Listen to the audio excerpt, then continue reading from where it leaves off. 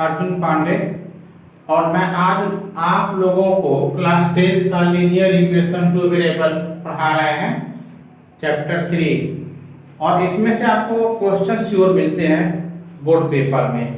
चलिए आइए इसके बारे में हम लोग देखें क्या होता है।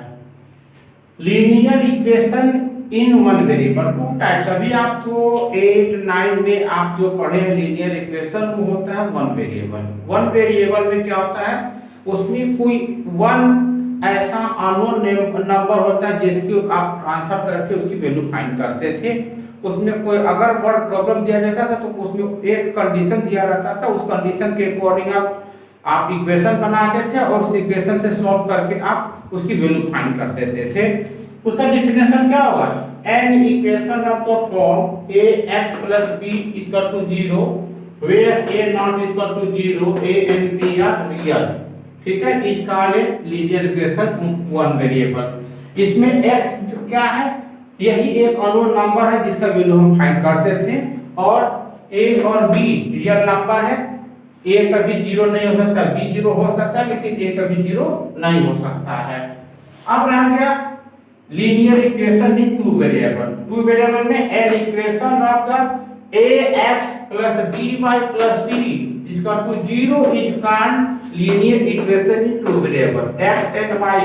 ठीक है, where a not is equal to 0 and b not is equal to 0, a b c are real number। अब इसमें दिया हुआ है कि क्या है, ax plus by plus c के फॉर्म में जो इक्वेशन लिखा जाता है वो होता है आपको linear equation two variable.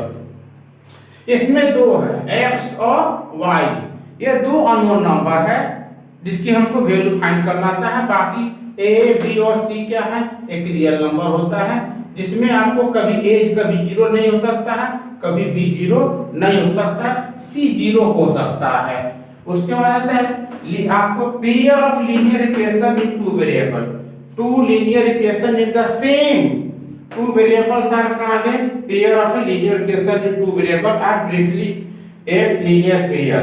In most general form of a linear equation is a1x plus b1y plus c1 is equal to 0 and a2x plus b2y plus c2 is equal to 0। अब linear equation में जहां तक कहा गया है कि इसमें to unknown number है x एंड y। ठीक है, इसमें भी आपको जो है आपको x और y दो अननोन नंबर है। अब इन दोनों को वैल्यू फाइंड करने के जब दो अननोन नंबर है तो आपको याद रखिएगा दोनों अननोन नंबर की वैल्यू को फाइंड करने के लिए आपको दो इक्वेशन होने चाहिए, या अगर दो इक्वेशन है तब आपको दो लीनियर इक्वेशन बनेंगे और उन दोनों को हम सॉल्व करके एक और वैल्यू का आप फाइंड कर सकते हैं। सपोज कीजिए कि अगर आप मार्केट में गए और किसी स्टूडेंट ने और शॉपकीपर से कहा कि हमें आप 2 पेन दे दीजिए और 3 कॉपी दे दीजिए। आपने पेन की प्राइस जानने का प्रयास नहीं किया, कॉपी की वन कॉपी की प्राइस को भी जानने का प्रयास नहीं किया। मार्केट में गए, शॉपकीपर वाले से आपने डिमांड किया कॉपी दो, पेन और 3 कॉपी का, और पूछे कितना प्राइस होगा, आपने उसको पेमेंट दिया और वहां वापस चले आए।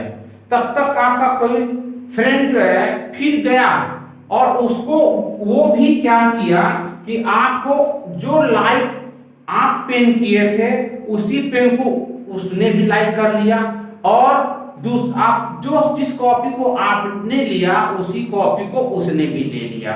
और लेकिन वो क्या किया कि आपको 3 पेन ले लिया और 4 कॉपी ले लिया, और इसने भी ये जानने का प्रयास नहीं किया कि ये आपको 3 पेन और 4 कॉपी में से प्रत्येक पेन की प्राइस कितनी है और प्रत्येक कॉपी की प्राइस कितनी है।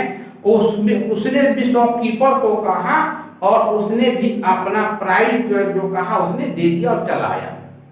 क्लासरूम में गए, उसने आपने देखा कि वो भी सेम पेन सेम कॉपी खरीदा है और अदर भी वही खरीदा है।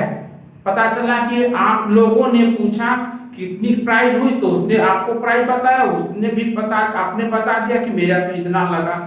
लेकिन कभी ये किसी थर्ड ने प्राइस को पूछा कि बताओ मेरे एक पेन कितने का पड़ा और एक कॉपी कितने का पड़ा, तो न आप जानने का प्रयास किए थे ना आपका फ्रेंड जानने का प्रयास किया। अब वहां पर प्रॉब्लम हो गई कि जो थर्ड आपका फ्रेंड था क्लासमेट वो आपको पूछा कि एक पेन कितने का पड़ा और एक कॉपी कितने का पड़ा, आप लोग नहीं बता पाएंगे। तो ऐसी कंडीशन को सॉल्व करने के लिए एकमात्र मेरा क्या है, आपको सॉल्व करने का कंडीशन क्या है, आपको लीनियर इक्वेशन टू वेरिएबल। इस तरह के आपको सवालों को सॉल्यूशन सॉल्व करने के लिए आप हम लीनियर इक्वेशन टू वेरिएबल को सॉल्व करते हैं, इतने नहीं किसी अदर थिंग्स के लिए भी, जिसमें दो अननोन नंबर हो, और जब दो अननोन नंबर होगा तो उसको सॉल्व करने के लिए आपको दो इक्वेशन की जरूरत पड़ेगी, और इन्हें दो इक्वेशन के माध्यम से हम पूरे सॉल्यूशन को सॉल्व करके x और y की वैल्यू यानी दोनों अननोन नंबर की वैल्यू फाइंड करते हैं। और अब रह गया लीनियर इक्वेशन को सॉल्व करने के लिए, एक तो होता है आपको बाय ग्राफ सॉल्व करते हैं, अदर उसके थ्री मेथड है सॉल्व करने के लिए। अब हम स्टार्ट कर रहे हैं, देखिए आपको भी बताया अभी, आपको लीनियर इक्वेशन टू वेरिएबल पहले ग्राफ के अकॉर्डिंग सॉल्व कर सकते हैं। इसके अलावा दो मेथड और तीसरी मेथड और है, एक को बोलते हैं हम आपको सब्स्टिट्यूशन मेथड, दूसरे को बोलते हैं एलिमिनेशन मेथड, और तीसरे को बोलते हैं क्रॉस मल्टीप्लिकेशन मेथड। इस कोरोना काल में जो थर्ड है आपको क्रॉस मल्टीप्लिकेशन मेथड, इसको जो है आपको इस साल के लिए काट दिया गया है, तो जिसका हम अभी इसको हम एक्सप्लेन नहीं कर रहे हैं, अदर टू को अभी हम एक्सप्लेन करेंगे। लेकिन उसके पहले आप और कुछ जान लीजिए तब हम बताते हैं आगे। अब मेरा लीनियर इक्वेशन टू वेरिएबल का जो फॉर्म होता है वो ये होता है a1x + b1y + c1 = 0, a2x + b2y + c2 = 0। दो इक्वेशन है, कभी कभी दे देता है किसी की कोई कंडीशन दे देता है, दूसरा की वैल्यू फाइंड करना पड़ता है, जिसको भी हम जब एग्जांपल देना शुरू करेंगे तो उसमें हम सॉल्व करेंगे। अगर कंडीशन मेरा a1/a2 = b1/b2 है तो कंसिस्टेंट माने उसकी हमको सॉल्यूशन होगा, यानी x और y की वैल्यू हमारा निकलेगा, जिसको हम बोलते हैं यूनिट सॉल्यूशन, या उसी को बोल सकते हैं ओनली वन सॉल्यूशन। यानी हम जब इक्वेशन को सॉल्व करेंगे तो x का वन वैल्यू और y का वन वैल्यू आएगा श्योर। दूसरा a1/a2 = b1/b2 अगर c1/c2 है तो कंसिस्टेंट हल होगा, लेकिन कॉन्साइड इसके मैनी सॉल्यूशन मिलेंगे, माने आपको इतना उसके सॉल्यूशन x और y के होंगे जिसको हम काउंट नहीं कर सकते हैं, यानी काउंटलेस होगा, जिसको हम इनफाइनाइटली मैनी सॉल्यूशन बोलेंगे। उसके बाद a1/a2 = b1/b2 = c1/c2 होता है इनकंसिस्टेंट।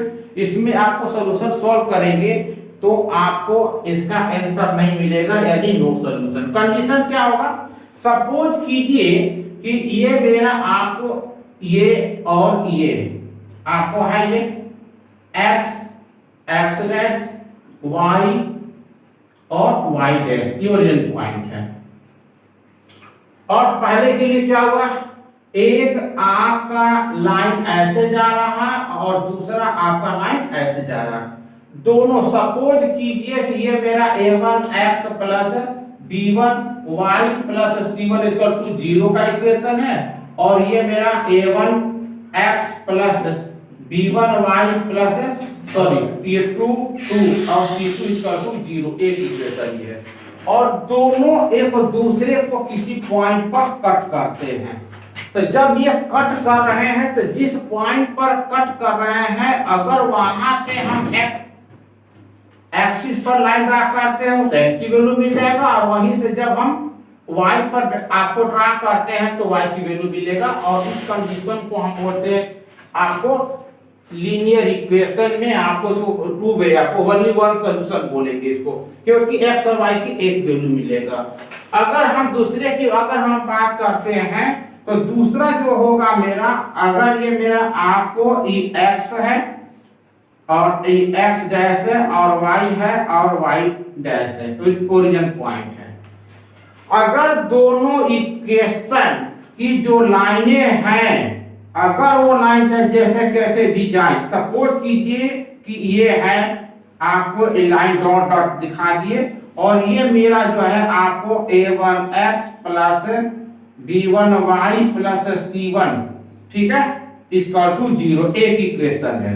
सपोज कीजिए कि अब इसी के ऊपर जो दूसरा इक्वेशन दिया है वो भी इसी से हो करके जा रहा है, इसी के ऊपर से वो भी जा रहा है। तो दोनों इक्वेशन बनाने पर जब दोनों लाइनें एक दूसरे के ऊपर से जब हो करके जो गुजरेगा तो उसी को हम बोलते हैं आपको कोइंसाइड। और उसके जो सॉल्यूशन होंगे, मेनी सॉल्यूशन होंगे, क्यों होंगे कि दोनों लाइन एक दूसरे के ऊपर से जा रहा है, हर पॉइंट पर टच कर रहा है, जिसको हम नहीं काउंट कर सकते हैं, इसलिए वो होगा मेरा इनफिनिटी मेनी सॉल्यूशन, क्योंकि दोनों लाइनें मेरा इसी एक ही लाइन पर से होकर के जा रहा है। दूसरा आप आ जाता है आपको a1 by a2 equal b1 by b2 not equal c1 by c2, यानी इनकंसिस्टेंट, इसमें कोई सॉल्यूशन यानी हल नहीं मिलेगा। क्योंकि अगर ये दिया हुआ है x और x डैश और y और y डैश, अगर वो दोनों कर आपको जैसे आप बोलिए आपको ड्रा किए ग्राफ और एक यहां से गया और एक यहां से गया और दोनों के बीच का डिस्टेंस सेम है, यानी दोनों लाइन क्या है, पैरेलल है। क्या है, आपको ये पैरेलल होगा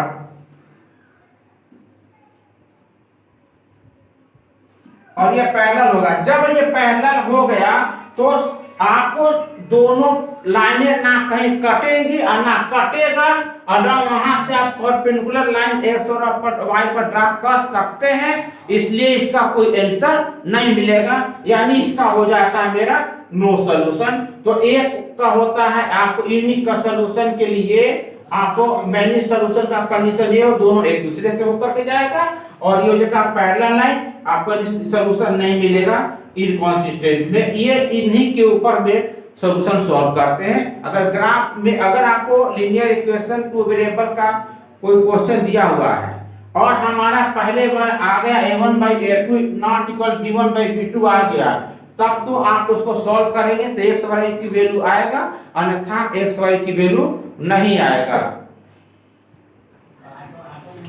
देखिए अब हम सॉल्यूशन को हम सॉल्व कर रहे हैं आपको ग्राफ के लिए, ठीक है। ग्राफ के लिए, ग्राफ में सबसे पहले जैसे आपको एक इक्वेशन ये है और एक इक्वेशन ये है, पहले ग्राफ को हम ले लेते हैं। आपको पहले इक्वेशन को ले लेते हैं, x minus 4y plus 14 equal to 0।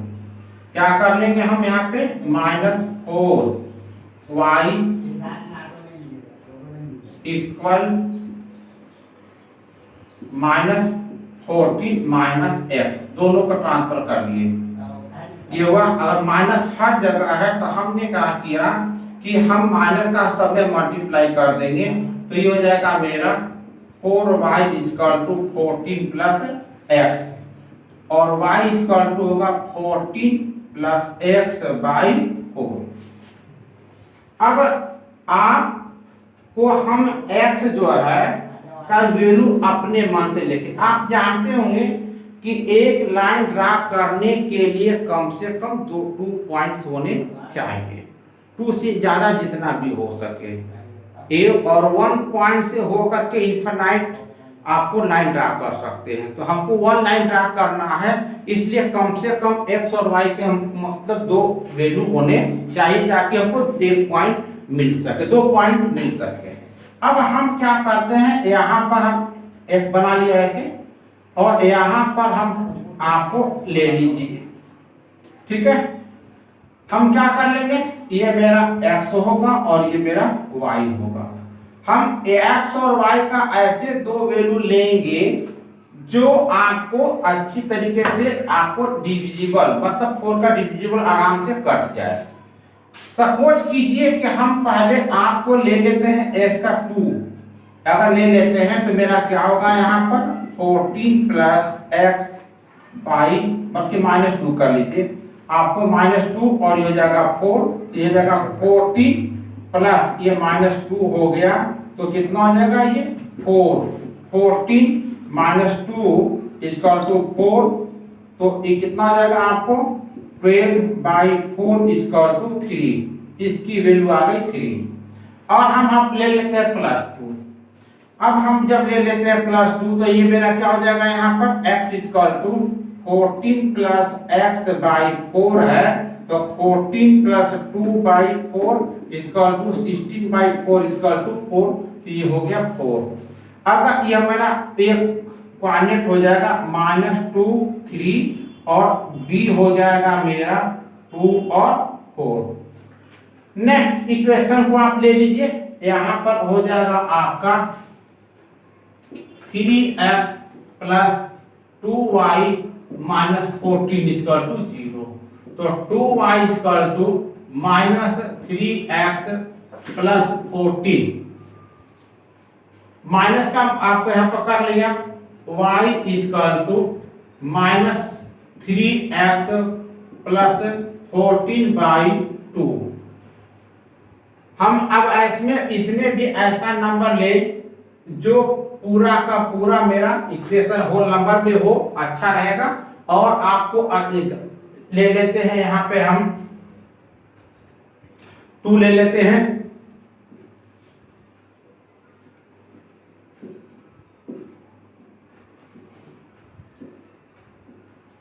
अगर आप 2 ले लेते हैं तो अब हम देखिए यहाँ पर आपको -3x प्लस 14/2, तो आपको 2 की वैल्यू लेते हैं, अगर x का तो 3 2 जा 6 -6 प्लस 14/2, 14 से 6 माइनस कर लेंगे 8/2 4, y की वैल्यू 4 हो गया। अगर हम -2 लेते हैं x की वैल्यू तो आपको 3 2 जा 6 प्लस 6 प्लस 14 ऐड करेंगे तो 20/2 इक्वल टू 10, तो 10 आ गया। तो हमारा 2 लाइनों से आपको 2 पॉइंट लिए, 2 कोऑर्डिनेट ले लिए, तो A आया है इतना और B आया इतना, इसमें P आया इतना और Q आया है इतना। इसको ले करके अब हम क्या करेंगे, ग्राफ ड्रा करेंगे। ग्राफ ड्रा करने के लिए आप तो नोट कर लिए होंगे इस इक्वेशन को, हम ग्राफ ड्रा कर रहे हैं, देखिएगा।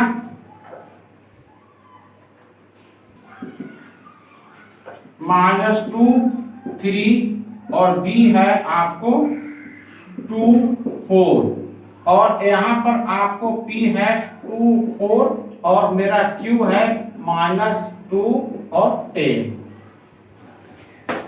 2 बचे हैं। अब मेरा ये देख लीजिए,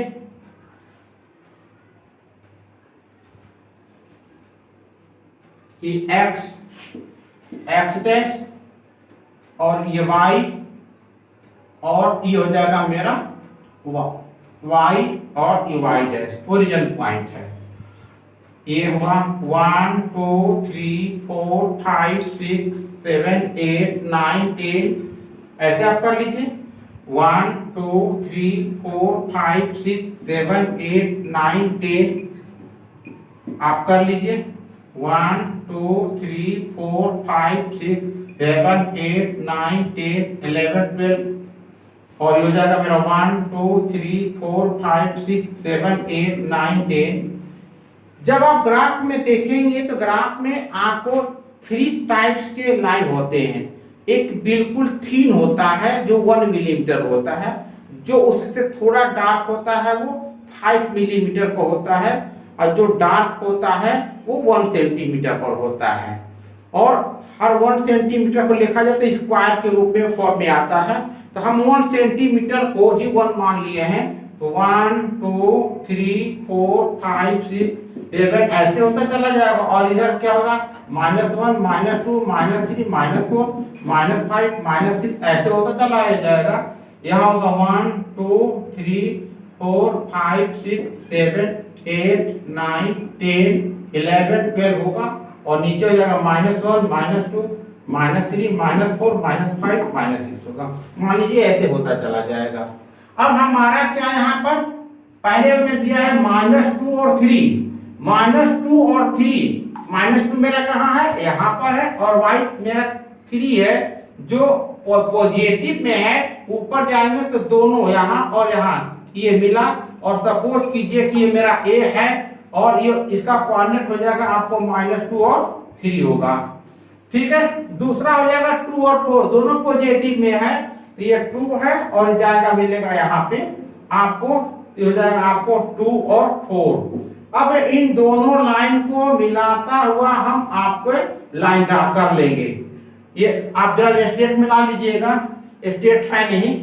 अब यहाँ पर जरा देखिए, यहाँ पर हम तो 2 ही ला दिए यहाँ पर, तो यहाँ पर ये अगर b है तो मेरा p भी मेरा क्या होगा 2 और 4 होगा, और -2 और 10, -2 और 10 ये हुआ। यहाँ से जाते हैं आप यहाँ पर, तो ये हो जाएगा मेरा ये q होगा -2 और 10। और हम क्या कर लेंगे, इसको मिला लेंगे, ये चला गया। ये दोनों कहां पर कट करते हैं, सपोज कीजिए कि मेरा ये m पर कट करते हैं। m पर जब हम कट करते हैं तो यहां से हम परपेंडिकुलर लाइन ड्रा करेंगे x एक्सिस पर, और यहां से हम परपेंडिकुलर लाइन ड्रा किए हम y एक्सिस पर। तो जब हम यहां से जब x एक्सिस पर ड्रा किए और जो वैल्यू आएगा वो x के वैल्यू होगा, और जो यहां से हम ड्रा करेंगे y एक्सिस पर वो मेरा y की वैल्यू होगा। अब देखिए मेरा बाई ग्राफ x और y की वैल्यू मेरा आ गया 2 और 4। इसी में हम एक तरीके से और हम आपको बता देते हैं, कभी कभी क्या करता है स्टैंडर्ड मैथ में कि आपको on the x axis find the area of triangle. तो हम क्या कर लेंगे, एक मेरा ये हुआ और एक मेरा ये आएगा। अब यहाँ पर मेरा क्या बन गया, x एक्सिस पर ये ट्रायंगल बन गया, और इस ट्रायंगल के एरिया निकालना है। तो याद रखिएगा क्या फॉर्मूला क्या होता है, 1/2 बेस इंटू हाइट। अगर बेस मेरा मान लीजिए अभी अकॉर्डिंग टू ग्राफ क्या होगा 1 2 3 4 5 6 7 8 9 10 11, ये मेरा बेस कितना होगा, अगर मेरा ये 11 हो गया और हाइट मेरा कितना होगा 4 होगा। अगर एरिया निकालना होगा तो area of triangle, area of triangle 1/2 base into height अगर करना होगा तो क्या होगा 1/2 बेस हुआ 11 इंटू 4, 2 2 जा 4, तो 11 2 जा 22 आपको सेंटीमीटर या स्क्वायर यूनिट ये हो जाता है आंसर। तो आप ग्राफ के अकॉर्डिंग हम आपको सॉल्यूशन भी सॉल्व करके दिखाए, अगर उस पे एरिया निकालने की बात आ गई उस पर भी बता देते हैं। नेक्स्ट आपको एलिमिनेशन मेथड और सब्स्टिट्यूशन मेथड के लिए हमारा आप नेक्स्ट पार्ट जरूर देखना, नहीं जरूर देखना चाहेंगे, और हम जरूर उसके ऊपर बताएंगे ताकि उसमें और भी जो भी क्लियर होगा मतलब करना होगा करेंगे। तब तक के लिए जय हिंद।